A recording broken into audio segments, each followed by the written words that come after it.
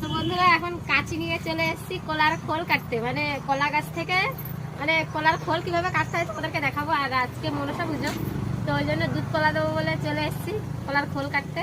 তো আসো আর তোমাদেরকে দেখাচ্ছে, আসো কিভাবে কাটতে হয়। এখন দাদু কোথায় বসে বসে কাটছে, আমরাও চলে এসেছি। এই দেখো কাঁচি হাতে নিয়ে চলে এসেছি। আর আজকে আমার আমার শাশুড়ি মা তো বাড়িতে নেই, কলকাতায় ঘুরতে গেছে। তোমরা জানোই যে আমার ক্যামেরাম্যান ছিল আজকে ইনি।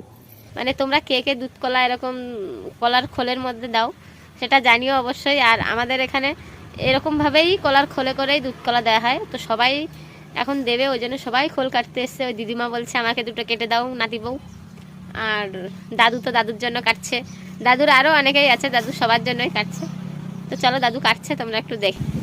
এই যে দাদু আমাকে একটু হেল্প করে দিচ্ছে আর আমি একটু কাটছি, দেখি কিভাবে কাটা যায়।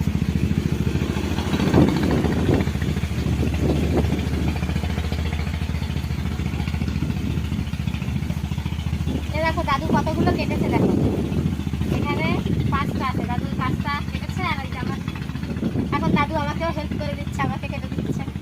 নাতি বউ বলে কথা তো তাই।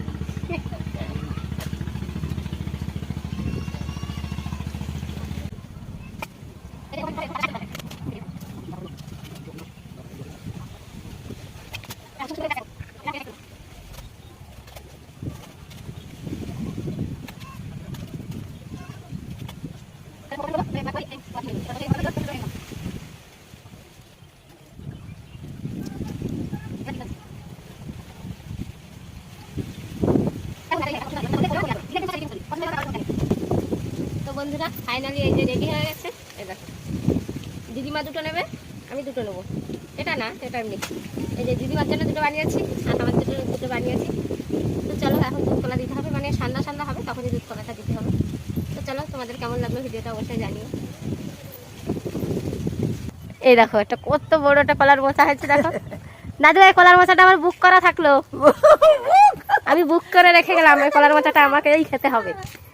দাদু এমনি কলার মোচা মানে আগে আমাকে জিজ্ঞাসা করে যে বৌমা নাতি বউ কলার মোচা খাবে, তারপরে দাদু অন্য কাউকে দেয়।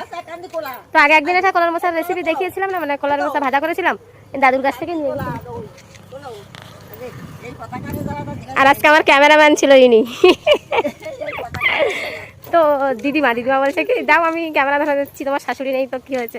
ওই জন্য দিদিমার কাছে ক্যামেরাটা দিয়ে আমি বলছিলাম যে আজকে আমার শাশুড়ি বাড়ি থাকলে আমি এই যে কাজ করছি ক্যামেরাটা ধরে দিত। দাও বৌমা আমি ক্যামেরাটা ধরে দিচ্ছি। তো মা তো বাড়িতে নেই, মা কলকাতায় ঘুরতে গেছে মাসির বাড়িতে।